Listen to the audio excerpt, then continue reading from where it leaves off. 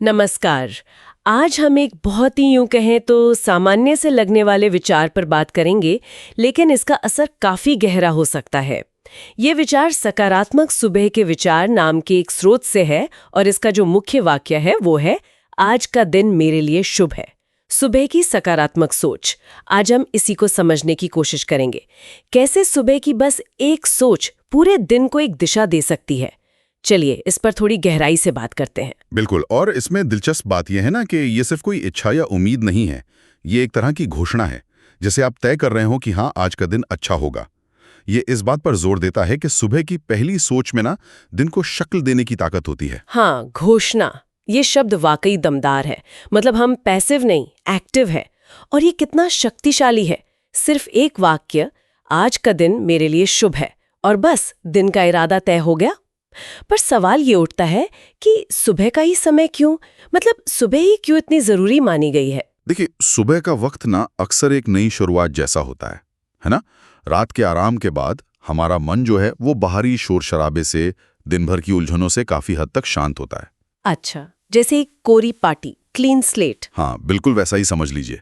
तो उस शांत पल में जब हम कोई सकारात्मक पुष्टि करते हैं, जैसे इस स्रोत में बताया गया है, तो वो दिन भर के अनुभवों को देखने का हमारा नजरिया उसको प्रभावित कर सकता है। अगर हम इसे बड़ी तस्वीर में देखें तो ये मानसिकता की शक्ति को दिखाता है कि कैसे हमारी अंदरूनी स्थिति बाहरी हालात की हमारी समझ को बदल सकती है। ये दिलचस्प है। मानसिकता की शक्ति। तो आप कह रहे हैं कि सुबह ये वाक्य दोहराने से हम अनजाने में ही अपने दिमाग को अच्छी चीजों को नोटिस करने के लिए तैयार कर रहे हैं। जैसे वो उदाहरण होता है ना कि अगर हम लाल गाड़ी ढूंढ रहे हो तो अचानक सड़क पर लाल गाड़ियां ज्यादा दिखने लगती हैं। हाँ, कुछ कुछ वैसा ही। ये वाक्य एक तरह का फिल्टर बन जाता है, एक लेंस जिसके जरिए हम दिन की घटनाओं को देखते हैं। जब हम ये कहते हैं कि आज का दिन शुभ है, तो हम असल में अपना ध्यान उन चीजों की तरफ मोड़ रहे होते हैं जो इस बात को सही साबित करें। अच्छा। इसका मतलब ये नहीं कि मुश्किलें नहीं आएंगी, वो तो आएंगी, लेकिन शायद हमारा नजरिया बदल जाए। हो सकता है हम समाधानों पर ज्यादा ध्यान दें या मुश्किलों को उतना हावी ना होने दें। यहीं पर वो इच्छा और घोषणा का फर्क साफ दिखता है। सही कहा। इच्छा बाहरी चीजों पर टिकी होती है, जबकि घोषणा हमारी अपनी अंदरूनी ताकत और इरादे पर जोर देती है। तो ये सिर्फ अच्छा महसूस करने की बात नहीं हुई, फिर ये तो अपने अनुभव को एक तरह से एक्टिवली बनाने की कोशिश हुई।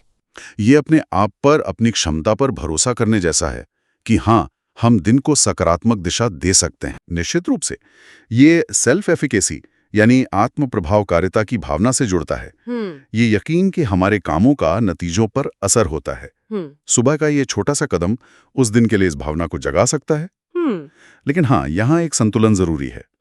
ये कोई जादू की छड़ी नहीं है कि सारी परेशानियां गायब हो जाएंगी।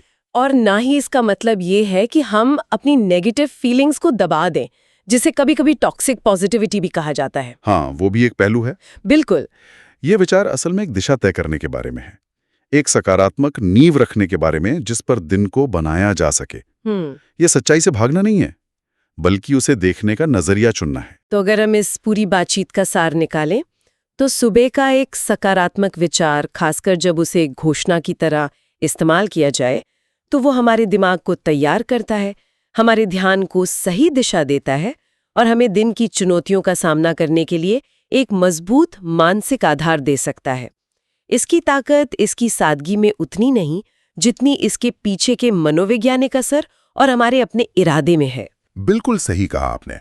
और ये हमें एक और गहरे सवाल पर सोचने के लिए छोड़ जाता है कि अगर सुबह का ये सचेत इरादा, ये कॉन्शियस इंटेंशन इतना असरदार हो सकता है, तो क्या दिन में ऐसे और भी पल होते हैं, मान लीजिए काम बदलते समय या किसी तनाव वाली स्थिति से ठीक पहले, जहां हम इसी तरह एक पल रुककर एक सचेत विचार से अपने अनुभव को या अपनी प्रतिक्रिया को बेहतर बना सकें।